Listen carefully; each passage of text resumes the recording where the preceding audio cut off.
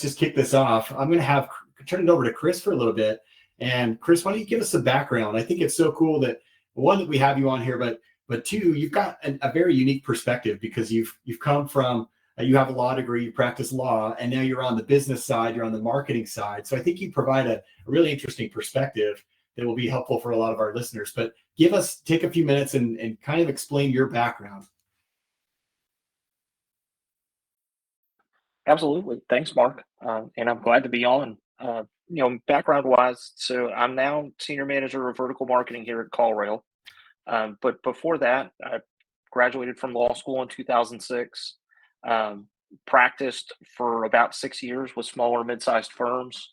And in that time, did a lot of business and regulatory work as my legal practice. So a lot of just different deals, different issues with administrative agencies, regulatory proceedings, and then moved full time to the business side with one of my clients, which was actually my first client that I had personally.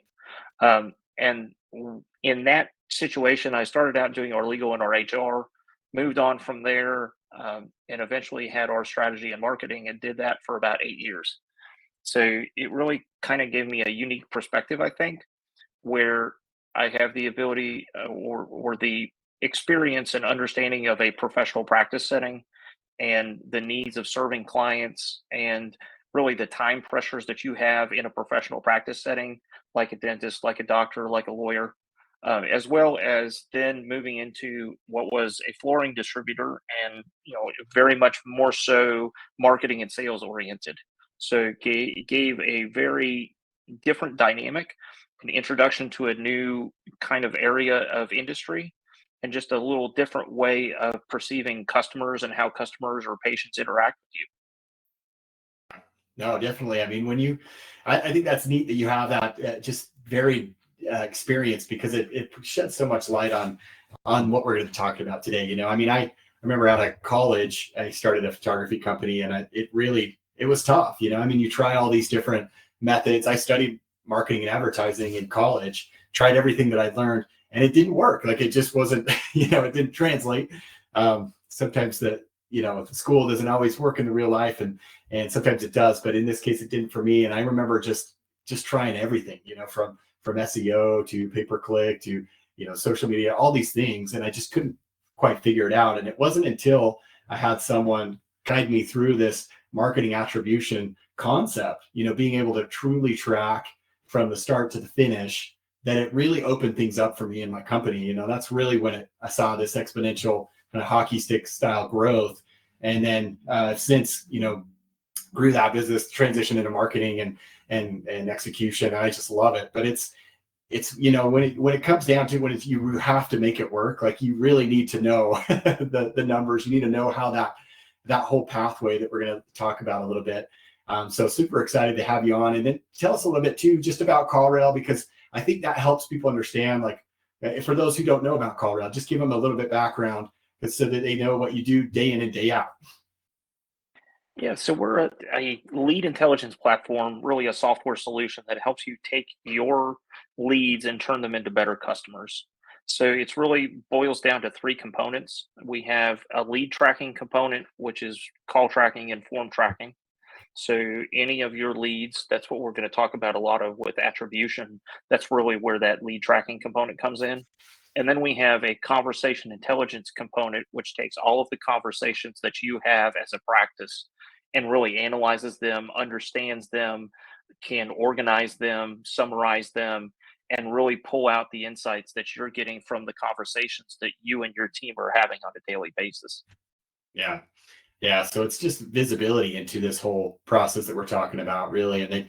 And we have a number of our partners on CallRail, and it makes it so much easier. I mean, we're going to be talking about a lot of things that you could go and take and implement on your own. And that's absolutely awesome. And that's one of the reasons why we're doing this, just to show you the pathway to do this. But there's also other ways to do it that make it a little easier, CallRail being one of those. But I'm so excited to have Chris on here, because he's been doing this for so long. It's fun to hear his insight. So without further ado, why don't we jump into some of these questions? And these are things that, again, as we talk with and we work with doctors all over the country. These are things that are coming up. So let's talk a little bit for those who don't know what marketing attribution is. Give us kind of a definition of what that is, and then why does it really matter? Yeah, marketing attribution is really being able to take all of your marketing activities that you're doing as a practice, whether it could be a billboard, could be pay per click, could be SEO, and being able to attribute the actual calls that are coming in, the consultations that you're getting, the appointments that are being scheduled, and the patients that you have that you're deriving from those calls, so that you have just this end to end understanding of, okay, this marketing activity is producing this number of patients, this marketing activity is producing this number of patients, this one's producing this, and really get you an idea of, are they successful? Are they working? Are they not working? Yeah, and I think that's that's kind of the ultimate goal, right? I mean, if you have, it's kind of explained to me that you're able to hold all your marketing dollars accountable, where you do that with your team, right? If you have sales reps, or it's a little bit different in the dental world, but it's, if you had a team of sales reps and you paid them a salary, you'd want to know what you're getting for that. And it's the same concept with your marketing. You really should be able to hold your marketing accountable so that you can see the return coming back in, and that is the challenge today. I think that when you're talking with, and doctors, feel free to chime in on this in the chat, but there's so many things that you're asked to do as a practice owner. Certainly there's the whole clinical side, which is very time consuming, very involved, but then there's the business side that you may or may not have learned in school, right? And so you're asked to do all these things, and if you're unable to do that, it just makes it so much more challenging. So this is where, if you can crack that code and can really leverage your marketing so that it performs better, and just allows you so many more opportunities to scale your practice if you want to. You don't have to, but it just gives you that opportunity to see, okay, this is how much I'm investing into this particular campaign. Let's say it's SEO or pay per click. I'm getting this. Can I scale that up if I want more patients, or if I want more of this specific type of patient? Or even if you're busy, you can scale it back. It gives you that ability to really customize lead flow, if you will, to your practice. And now there's certain things too that obviously there's cases that take longer. It's not just to flip the switch and automatically they're zooming in, because some of that takes time. There's, a lot of those bigger ticket items take a lot of trust and multiple steps and touch points along the way. But the concept is you could turn on that pipeline and eventually start filling that, so that, you have that, and you can kind of up level or down level it as you need. So that's, and do you find that too, Chris, when you're talking with practices, that's kind of one of the biggest challenges that they're facing when it comes to marketing? Yeah, there's no doubt about it. And like you said earlier, if medical school was anything like the law school that I attended, we had no classes on business. Yeah. So you were put into a business owner setting with no classes on business, which really puts you into a unique kind of spot. And I can certainly, in any kind of small practice like that, your focus as the practice owner is on delivering that clinical service or delivering the client service that you're doing. And so your time is so constrained as it relates to what you're doing with marketing. And that you need to have patients, you've got to have clients in order to really drive that practice. But at the same time, you have so many other things that you're working on and so many other things that you're concentrating on, that any kind of opportunity, any kind of tool that you have that can help you and really streamline the time that you're having to spend and allow you to be more effective with the time that you're able to spend on marketing, I think is a real benefit to you as a practice owner. Yeah, 100%. And it's nice nowadays. We have a lot more tools available that we did in the past. You have things like Google Analytics is a great example that just gives you more insight, more visibility into how people are finding you on the web, how much time they're spending on a specific page. Are they landing on that page and then bouncing? It just gives you, it doesn't give you everything, but it gives you a lot of clues that then can allow you to piece together that puzzle a lot better.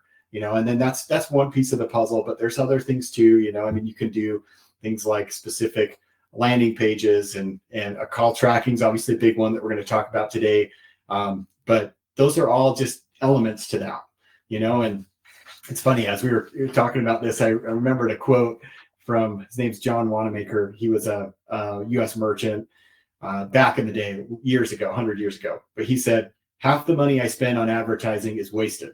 The trouble is, I don't know which half, and I love that, because I think that epitomizes a lot of businesses, not just dental practices, but a lot of businesses in general. They're trying to do everything, so they can't really dive into marketing maybe as much as they would like to, and they're just hoping that they're investing and it's panning out for them. And unfortunately too, I mean, you have to say this too, that in the marketing industry, there's a lot of, I don't call them charlatans, because I think some of them are trying to do their best, but they just don't have maybe the experience or the expertise to generate those types of results. And so that makes that complicates the problem a little bit more.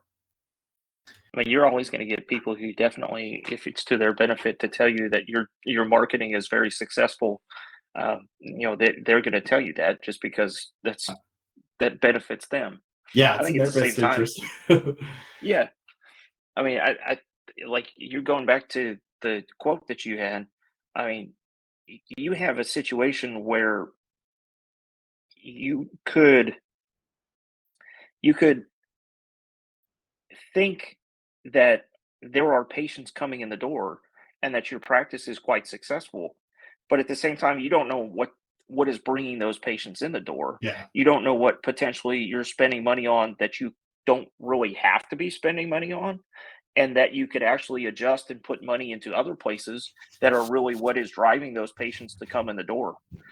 And you have all of these different attribution tools that are out there. You've got Google Analytics, like you pointed out, which really is going to tell you only what's going on with your Google right. in any of the things that you're running through Google. You have things like what we're talking about where you could track the calls that are coming in. But I think one of the complete biggest blind spots for attribution really relates to referrals and word of mouth. How Mm, you get somebody who's a friend or a family member who's referring somebody to your practice, that's really just an attribution gap unless you talk with the patient themselves. And even then, they may not remember who actually referred right. them. And so you can really, how do you generate those? How do you attribute those? How do you make sure that you are understanding, hey, my practice is getting this type of patient flowing in the door versus this one. It's a very there's a lot of layers to the onion. Absolutely. But that's a big one though. I mean, that's really where the lion's share of your patients are probably coming from right now is patients, other existing patients, because they have the trust. They already know, like, and do business with you already, which is the biggest, span the bridge you're trying to cross, or the gap you're trying to cross initially, is that trust gap. And so once you have them there, then it's so much easier to do business with them again and to generate more referrals. So if you can have that ability to gain insight into who they're, how they're doing it or referring, I mean, that just gives you so much leverage so that you can be more proactive about generating those referrals. Because for a lot of people, it's a very passive approach. It's kind of the sit back and hope and pray that, someone gives me a referral today. But you can actually be a lot more proactive when you have the right data behind you to support you. So tell me about that. So Chris, we've talked a little bit about what marketing attribution is. It's that kind of that ability to pinpoint, okay, like you almost imagine like a machine, you're pulling these levers and this is what's happening in the back end. Talk to me about, kind of paint the picture of what that does for a practice. I mean, on that level, once they have that in place, what are the advantages and the opportunities that present themselves because you have that attribution in place? I think the first thing is you now know where your spend is going. You have the ability to then understand with that spend Yeah. which activities are working and which aren't.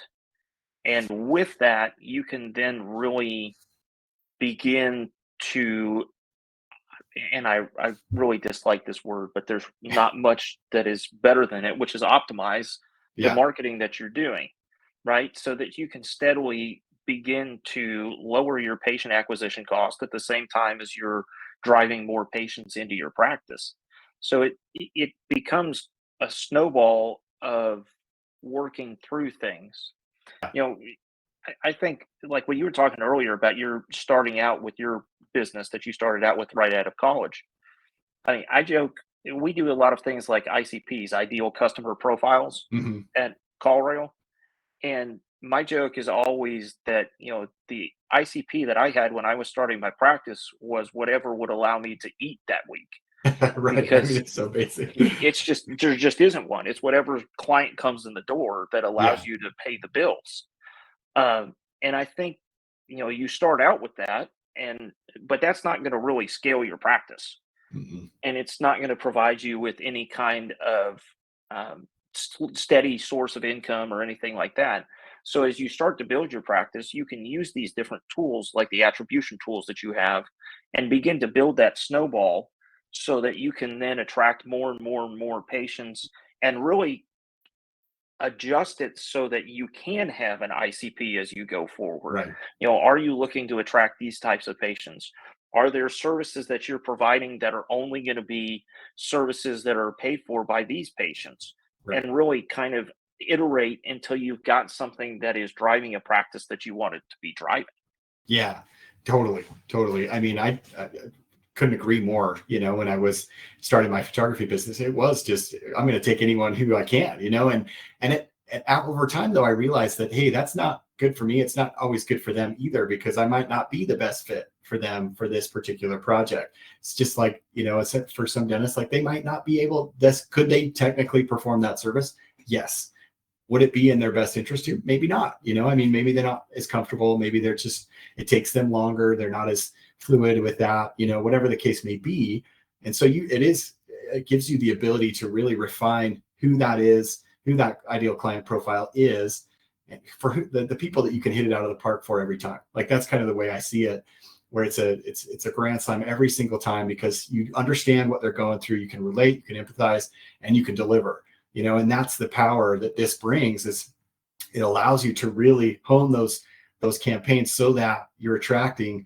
I mean, it's cool because you're attracting the right people as well as kind of repelling the rest. I mean, it's a twofold effect there, because you don't want to be dealing with those. Because for me, like, I'm not great about turning people away. I've still, like, you're kind of, and I think a lot of doctors are like this. They're very service oriented. It's one of the reasons why they got into the industry, because they love helping people. And so that can present a challenge, but if you have the ability to kind of redirect those people elsewhere, then it makes your life even easier. You're not wondering if you should help them or not. It's just taking up time. And then half the time you end up doing it, and it's just, you don't love it as much, or causes some burnout. But it is so true. I just love that ability to that you can scale your practice based on that ideal client profile.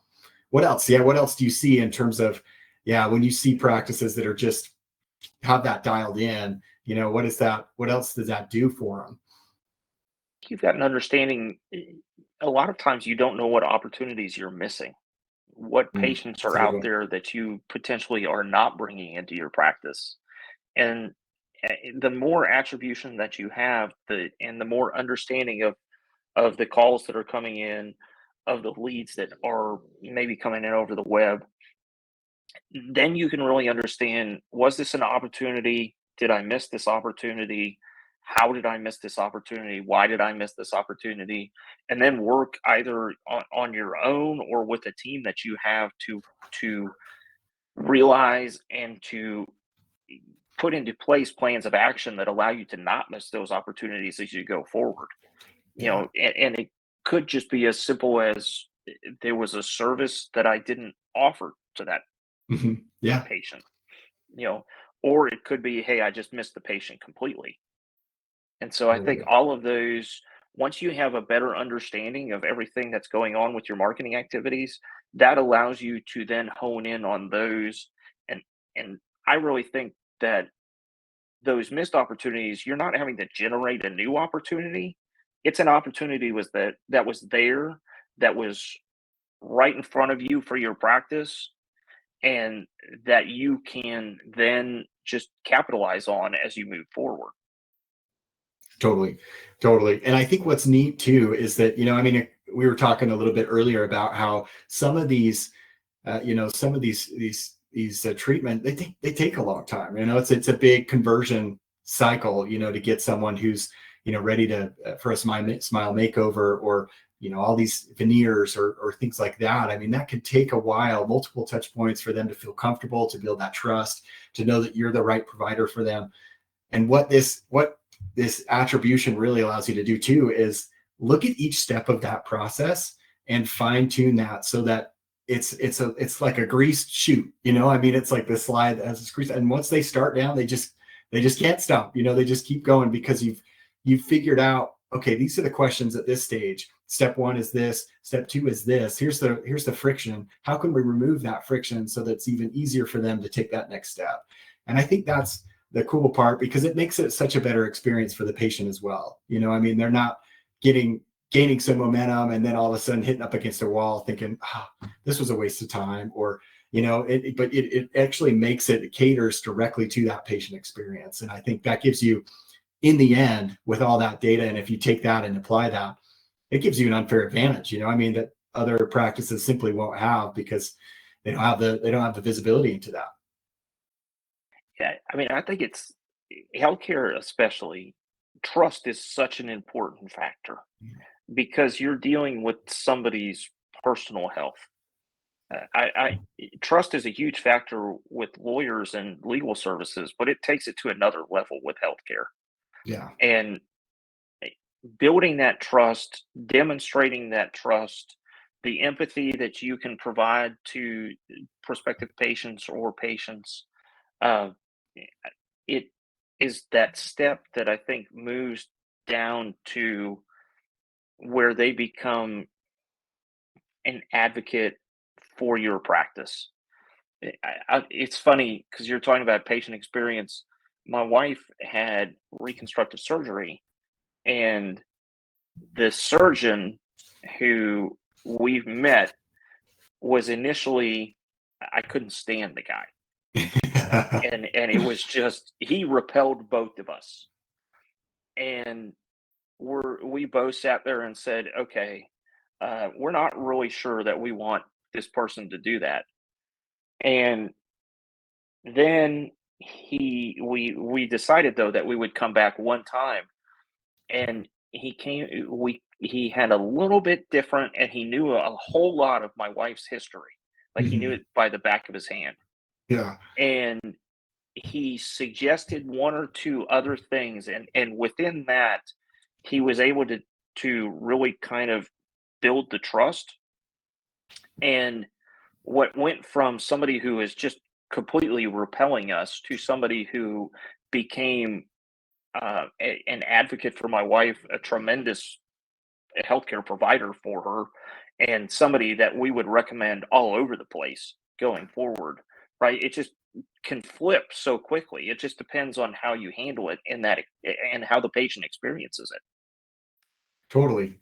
And that's a great example, and as you kind of dive into this, as you're looking closely at what that experience looks like, and each step of that process, you're inevitably faced with great training opportunities for you and your team, where you're getting feedback directly from patients, just like you were just talking about, and understanding that, the way that I approach this, it can seem like this. I didn't realize that, but that's how it came across. The perception's different. Let's tweak this, and that is huge. It's those small details that really make a huge difference over the long haul, and to your point too, then they have this experience that's over the moon, and they're really, they're just primed and ready to share it with other people. They're kind of your advocate from then on, and it comes naturally to them. They don't feel like they have to go and do it. They almost feel compelled to do it because you did such a good job. And that's a game changer, Yeah, no doubt about it. We would recommend this guy all over the place. Anybody you asked, we would definitely recommend. Yeah.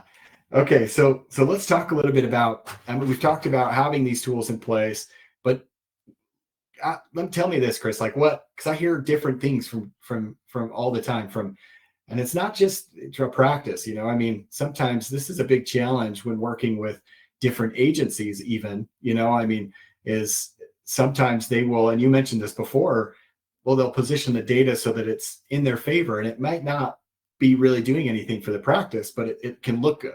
I mean, there's kind of the vanity metrics that tend to look good on the surface. Oh, we reached this many people via impression, and we had this many clicks. All these things can sound very good and enticing. We're like, because you think as a business owner, you think, well, I had 10,000 people go to my website. That's awesome, but if it doesn't result into anything, that just could be a waste. I mean, it could be even worse than nothing. It could actually be detrimental because you're investing in the wrong space, or the wrong place.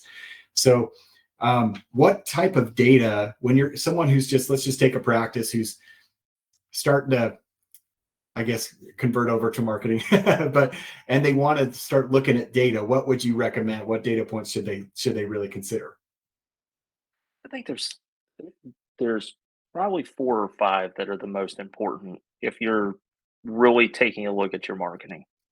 Uh, one definitely one it's one thing to know how many leads are being generated, and it's another thing to know how many appointments are actually being scheduled by those leads. Mm-hmm. And I think that is a fundamental number. You've got to be able to take whatever it is, it's the appointments that are being scheduled that then become opportunities to become patients. It's, there's a lot of other ones that could potentially, like you were talking about, uh, impressions. Those Mm-hmm. are all awareness kinds of metrics. And, you can do a lot with awareness, but awareness isn't going to allow you to pay your bills. It's the appointments that you've got to schedule. It's those appointments that you then have to convert into actual patients. And I think that conversion rates are a very salesy type of metric, but they are also very, very important to you and your practice because that goes back to, did you capitalize on the opportunities that were presented? Right. And then as you look into more your profitability metrics, I think you've got to look at your patient acquisition cost. You have to know how much it is costing you in your marketing to acquire each patient. Mm-hmm. And that's really something that's got to go down over time. The it doesn't necessarily have to go down right away, because in a lot of times it's going to be it, it, there's going to be substantial marketing investment that you have to make initially, which will cause that patient acquisition cost to look high because you're not bringing in as many patients, but it's going to decrease over time. And then within that, you've also really got to know the patient lifetime value. Yeah. So whatever, is that patient that you're bringing in, are they only going to be a cleaning patient who's Mm-hmm. only going to be in there a couple times a year? And yes, they might be with you for 8 to 10 years, but that they might only have this service that they're utilizing, or are they going to utilize you for all sorts of other services? And that really goes into the patient lifetime value. And the best metric that allows you to understand how profitable you are with respect to with your marketing activities is when you can take that patient acquisition cost and have a quality ratio with respect to the patient lifetime value. That's really, a 3-to-1 kind of ratio between lifetime value and acquisition cost is a pretty good metric and will show that you're going to be pretty profitable as you move forward. Yeah. Yeah. And that is critical to understand. I mean, it's, and just to say this too, I mean, a lot of people will ask, well, what should my acquisition cost be, or what, and they'll just want a number to base it off of. But you have to just get started and start tracking something, start tracking this data so that you have a foundation, you have a baseline, and then it's just about improving that baseline, improving those numbers against that baseline so that, yeah, you're seeing a greater conversion ratio. You're seeing a greater, your costs go down as far as acquisition costs. Your lifetime value can tend to go up too. It's when you build in things like better or efforts towards retention, for example. But it's knowing those numbers that gives you the power. There's, a great story, a business kind of case study, and there's lots of examples of this. But it was Icy Hot. I don't know if you remember Icy Hot, but the little topical that kind of cold hot sensation.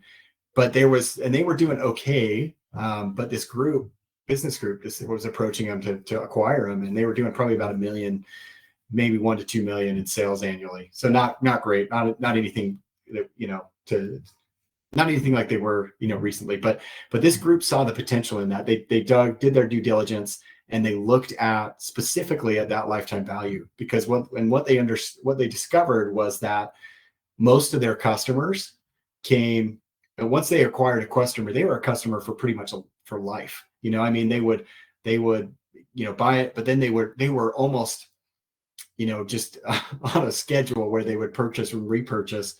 And the company who owned it at the time didn't quite understand the importance of that. And so they ended up acquiring Icy Hot.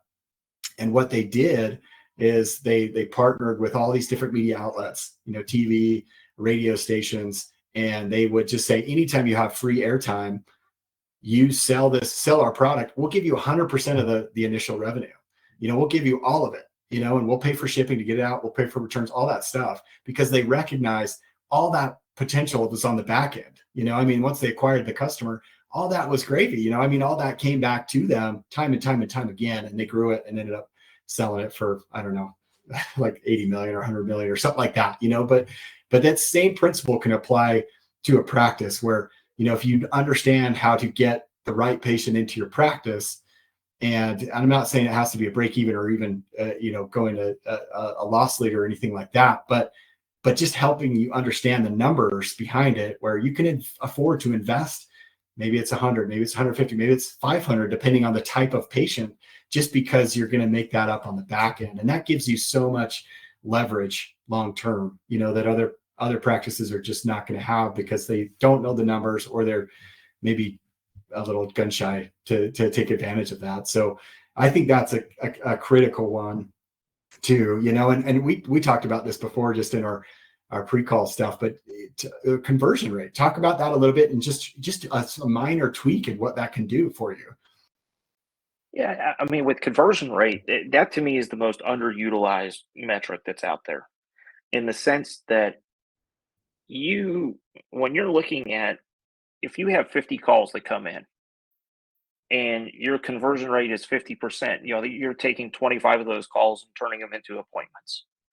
If you tweak that conversion rate so that it's now 60%, you've added 5 more appointments each week. And that right there, you didn't have to spend any additional money to do that. You were already spending the money to get those 50 calls that were coming in. Your focus in taking those 25 calls and turning them into 30 calls cost you nothing. And so your patient acquisition cost just went down because you improved that conversion rate. And you didn't even improve the conversion rate dramatically. You improved it from 50% to 60%. Yeah. That's killer. I mean, that's something that, I think is a misconception sometimes, is that people think that, okay, I need to be generating more leads. I mean, they just want more calls. They want more, patients. And it's true. I mean, with practices need new patients. That's just they need new blood into the system. But I think sometimes they equate that to, I just need more leads. And that's not always necessarily the case. Like you're saying, if they can just tweak their conversion percentage a little bit, they're going to be getting a significantly more number of patients from that effort, from the same effort, without spending anything more, going to have to hire anyone else. I mean, it's just, that's what's so neat when you gain, and you're looking at this strategically, and you're breaking down each step of the process, and you can identify those ways to improve it or make it better, or anything like that. The returns can be enormous, I mean, and it doesn't have to be, require, like you said, any type of additional financial investment. No, you don't have to generate any kind of additional marketing activities. You're taking the marketing activities that you're doing and you're making them more effective. And you're doing that just by interacting and having your team respond in a more benefit or more effective fashion, getting them to build that trust in a much more effective fashion, all of those things, which is with existing people that you have and existing efforts that you're doing. Same thing works on the backside. The easiest patient to acquire, or the lowest cost patient to acquire, is the one that you get from a referral. because you've already done all of those marketing activities that brought in the initial patient. You're working with them, you're providing the quality of patient service that you need to provide to them. They felt like they've had a wonderful patient experience with you and your practice. And now they're going out and referring your practice to other people. Well, all of those people are people that you're not having to spend money on things like pay per click in the same way. Right. So you're really able to leverage the efforts that you've done initially to drive many more patients. Yeah. Yeah. And that's, I mean, I think that could be a whole other topic that we break down another time, is just focusing on that existing patient base, how to serve them better to, get them to increase their treatment acceptance as well as generate referrals. That's just it's just a gold mine, and it's so great too, because then you get to serve them to a greater degree, and that relationship goes even deeper, which is so fun. I mean, it's just, you know how it is, like as a doctor, as a provider, being able to change someone's, the impact it has is crazy. I mean, my wife had a skiing injury in college. She was a big skier. She competed, all that stuff. Actually went to Switzerland and competed in the US Open years ago and did pretty well, but she had a pretty nasty fall, concussion. She's on a jump. She ended up she just landed too heavy and hit her knee on her tooth. Her knee came up and just smashed her tooth, and it didn't pop it out or anything, but it deadened the nerve. Like over time, it's kind of gone a little yellow. And so and for the longest time, she was just like, no, that's silly. Like, I think she kind of felt a little guilty, maybe, that that's kind of vain, like to go just, my tooth is fine. It wasn't dead, that it's just that it was yellowing a little bit. But deep down, it kept gnawing at her. I mean, this whole time she'd see it when she smiled, and she's like, oh, you could tell it affected her self-esteem, her confidence. And so finally she's like, and I was like, just go get it done. Like, go get it fixed, and we've got a great dentist here. And so she did. And it was like night and day difference. I mean, she's already pretty outgoing individual, amazing woman, but it was like next level. I mean, I couldn't believe the impact that it had. And that was relatively minor, right? I mean, there's some people that have more major issues, and when you correct those, it is a total game changer. So the point of all this is just that when you can serve to that greater degree, and you can really help them understand and see the changes that it can come in, how it can impact their life for the better, it's a win-win all the way around. Yeah, I mean, I think that's a key thing to remember in a professional practice setting is the service that you provide. Your marketing is really just a way to let people know about that service Mm-hmm. and to get people to be able to experience that and to get that type of really joy that you were talking about that your wife is now experiencing because somebody was able to provide that service. Yeah.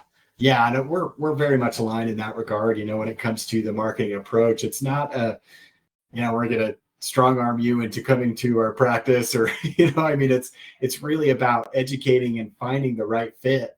Who is that person that is going to feel comfortable here, that we can perform that service for, and trying to, attract them into the practice and make sure it's mutual on both sides. I mean, that's really where the magic happens, is when you can do something like that. So yeah. Okay. So Chris, I know we've got a little bit of time left. Let's talk a little bit about next steps. So if you for a practice who would like to start taking action on this, hasn't had any type of tracking in place, what would you recommend? What are some of those first steps that they could take to start going down this road? You've really got two things, in my opinion. One is putting together the tools that would allow you to make your marketing efforts more successful. And then the other one is getting those metrics so that you're making sure that you're understanding those metrics and that you're watching them over time. With tools, you definitely want to be able to understand where your leads are coming in. And I think that's where something like CallRail is very beneficial, because without that type of tool, you have no idea where those leads are coming from. You don't know what type of marketing activities are producing them and what type aren't. So you want to put that in place to have an understanding of that. And then I really think that once you've got tools to know where your phone calls are coming from, and that can go all the way down to the keyword that you put on a PPC campaign. So it gets very, very specific. There's really two types of tracking. One is source level tracking and one is visitor level tracking. Source level tracking is I have a phone number on a billboard, and that billboard, anybody who calls that phone number, I know that that's the source of whatever it was. Visitor level tracking is we install code on your website, and each new unique visitor to that website sees a different phone number. So you can, if I look at the website and then you look at the website, Mark, we're both going to see a different phone number, and that phone number can then be tagged to each individual visitor journey and allow you to really get an understanding of where your leads are coming from. So you get to a real detailed level with the tracking. But I think that while it gives you that complete picture of where those leads are coming from, I really think that you also have to be able to understand the conversations that your intake team is having, and the ability to understand, okay, did they talk about this? Did they talk about this? What did they talk about? And I think it's especially important in a smaller practice setting where my time is so valuable that I may not be able to oversee the one or two people that are handling my calls and scheduling, Yeah. right? I have very limited time. Even at the distribution business, I had customer service as part of my oversight responsibilities for a couple months, and I didn't have the time to really look at that. So any kind of thing that allows me to quickly organize and understand the conversations that everybody is having with potential patients, with actual patients, allows me to be able to then improve that experience with the patient.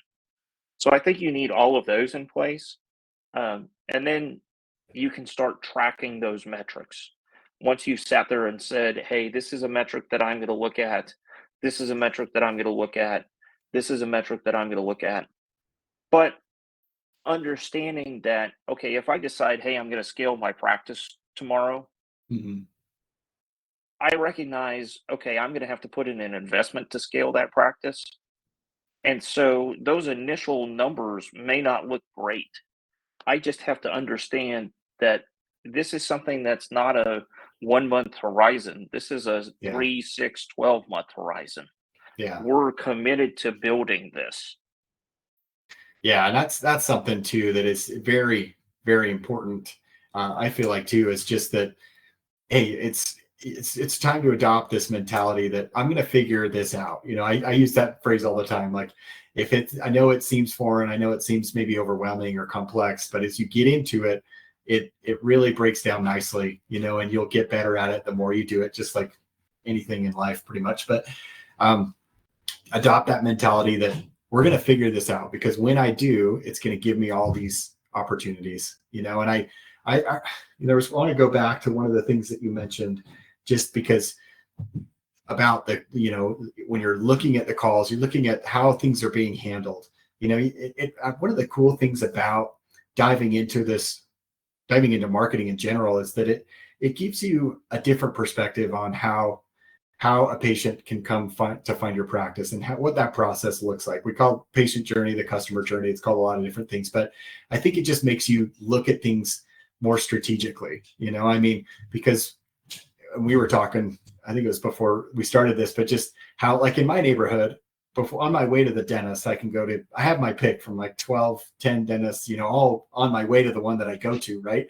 And so with these many options, there's so many options out there as a consumer, it can really be any little thing initially that turns someone away, and so that's where you can get into these training opportunities for your team, where if someone's picking up their phone because they just saw your ad on Google search, for example, and they dialed the number, And all of a sudden, your team member picks it up and is all flustered and is kind of short because they've got so many things to do. They don't recognize that it's a potential new patient.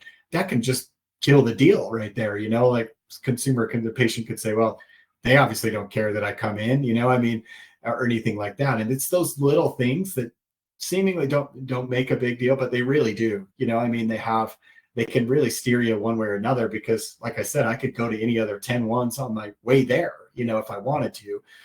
So it gives you that opportunity to really refine that experience and help your team, to empower your team to do a better job. And they're going to derive more satisfaction from it too. So I love that piece. I'm also going to add to your list a little bit too, and you can debate me if you want, but I like having Google Analytics on there too, as one of those tools, just to look at.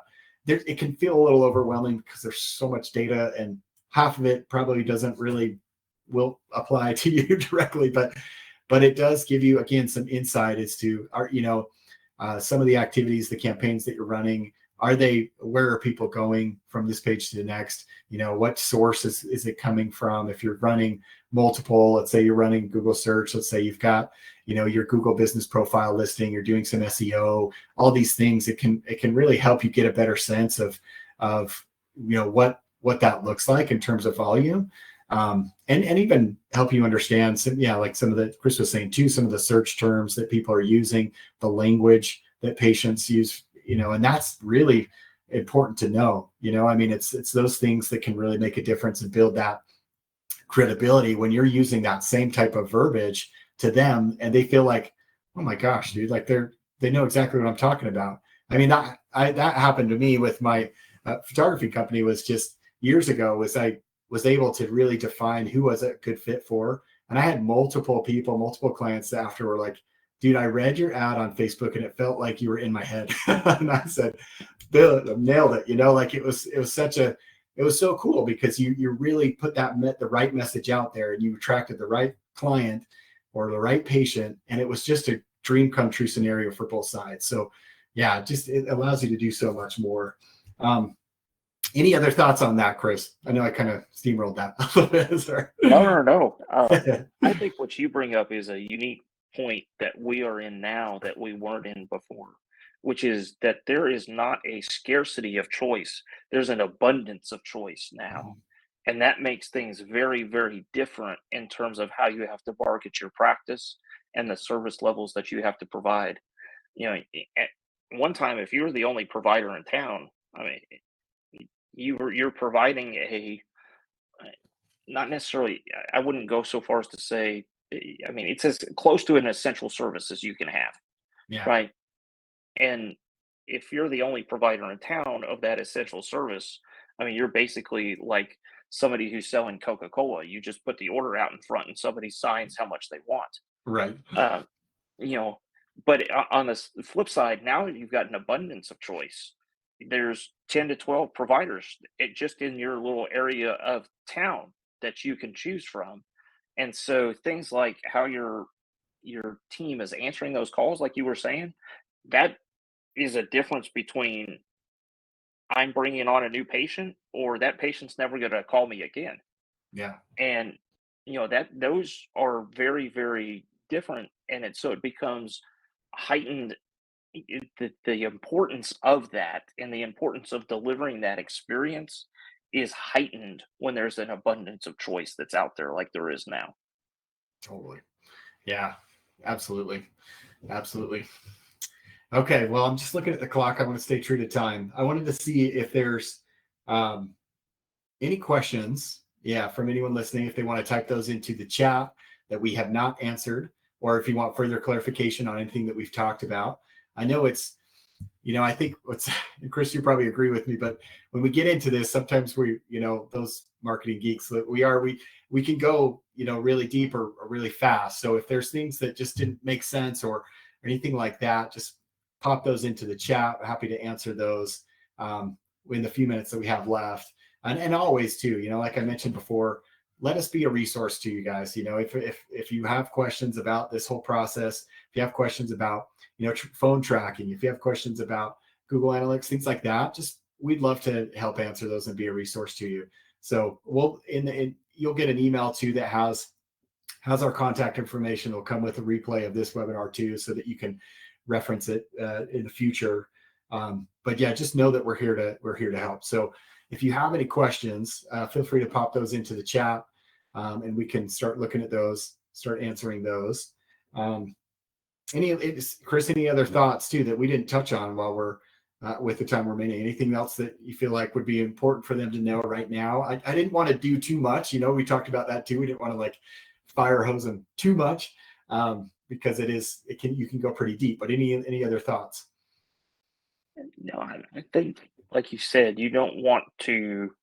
There is a lot to it. There's many layers to this onion, and I think it's a good idea just to know and have top of mind things that are important to look at as you go to build your practice, Mm-hmm. and to be able to then go back and reach out to you, Mark, or something, and be able to go deeper if you do want to go deeper, and answer those kinds of questions. But at least you have an understanding of what those questions are. Yeah. Yeah, that's a great point. You don't have to do, we were talking about, you could build out this whole funnel, and there's step by step, and you could totally do that. And it's really exciting for people like me and Chris, but you also can just do the basic stuff initially, that foundation where you're gaining, insight into how the calls are handled and how leads are coming in, where they're coming from, which campaigns, they're coming from. Like even that level is great. I've got a practice that we're working with, and she was going to be on the call. She couldn't make it tonight, so catching the replay, but that's where we're at with her. She's eventually would like to get to that point where she has these full-fledged funnels, and we're working towards that. But right now it's gaining that insight through call tracking, with CallRail is who she works with, but there's others too, but we love CallRail. But it is so much nicer to be able to see, because then we can take that and we can take all the calls that came in and were recorded. We can reconcile that with the patient management software and see, and it gives you an actual revenue amount too. And you can say, okay, we've invested this in paid search, we've invested this in these other campaigns. This is the return that we got for this month. This is the potential that could come in the future for unscheduled treatment.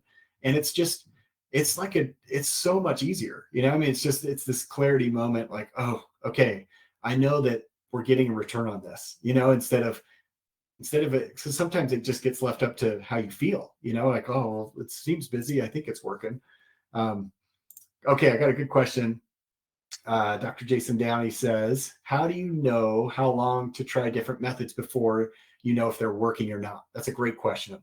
Chris, how would you respond to that? How long do you give it?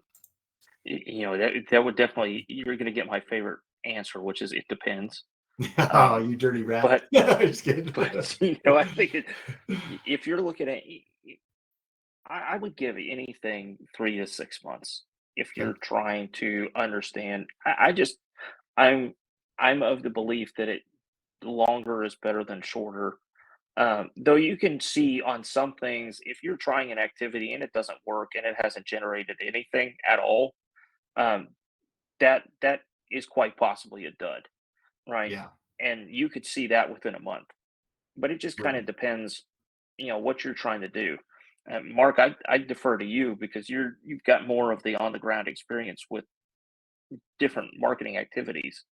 Yeah, it is a great question, and it's one that is you do look at every single time in a little bit different light, but I like to look at that's where some of the other metrics come in, is okay, if we're running like a paid search campaign, for example, how many people are we getting to click through? Let's that click through rate look okay.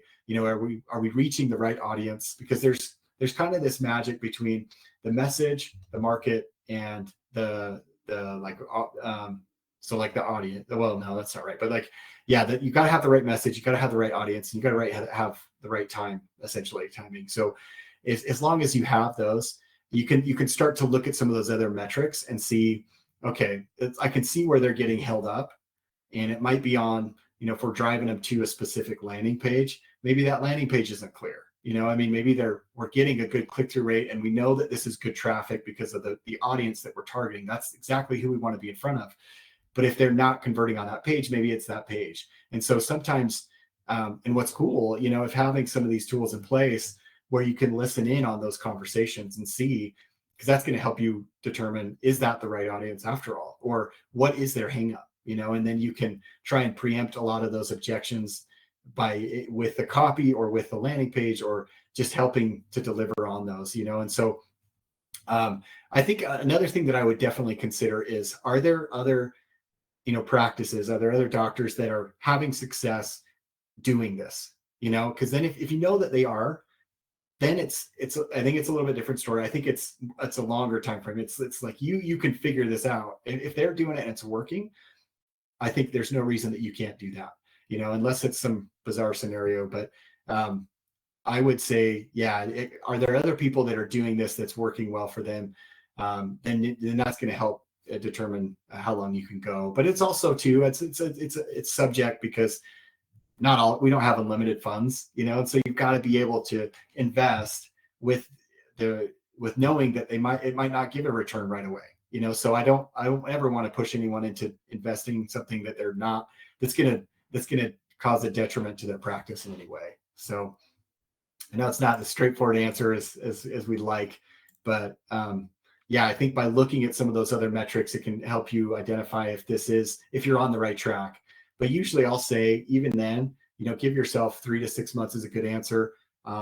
If you can go longer, then that's typically better, but that's going to give you a good idea, because then you're going to get those initial data back. You can make some tweaks and adjustments, see how people respond. Hopefully, and ideally, if you have people that have called, you can even reach out to them, or have someone on your team reach out and just ask them, be like, I know you called and you didn't schedule. I'm not trying to get you to schedule. I'm really curious, how come? I just want to know. I'm not, and that might seem weird, but that's one of the best ways to get to the bottom of it real quick. So yeah, hopefully that helps. Hopefully that helps, Jason. We'll talk about that too further down the road. Okay. Well, any other questions? I didn't see any other come in. But again, I'll send you contact info so you guys can always reach out. I want to stay true to time, because we've got lots of stuff to do. Life's busy. But I just wanted to thank Chris again for joining us. And Chris, if for people that are interested in reaching out to you, want to learn more maybe about CallRail, or just have a question relating to tracking, what's the best way to get in touch with you? So, we definitely have, if you want to learn about CallRail, we have callrail.com/healthcare, which is really the best way to get to our offering that we have for healthcare providers. And then, if you're trying to reach me directly, certainly you can reach out. My email is christopher.nelson@callrail.com. So happy to answer any kind of questions. Cool. Yeah. So we'll put that in the email that goes back out, so you can just click that, make it easier on yourself if you want to reach out to Chris, or just go to their website and check them out, see what they have to offer. Also want to thank SPP. We are hosting this webinar, and if you're not familiar with SPP, it is Saving Private Practice. It's doctor-founded, doctor-led dental partnership group, and we believe that the private practice model is the best system for both doctors and patients. SPP was created to help save that private practice, and we do that by partnering with you and empowering your practice with top-level support and leveraging wealth building opportunities through group partnerships. So if you want to learn more about SPP, I'll send you a link to that as well. You can always hop on a call too with one of our doctors, and you can talk to them directly. But again, thanks for joining us, you guys. We're going to have another webinar probably in the next couple of months, so be on the lookout for that. But as always, we're here to help. So if you have any questions, just reach out, and have a great night, you guys. Thanks for coming. Thank you all. Thank you, Mark.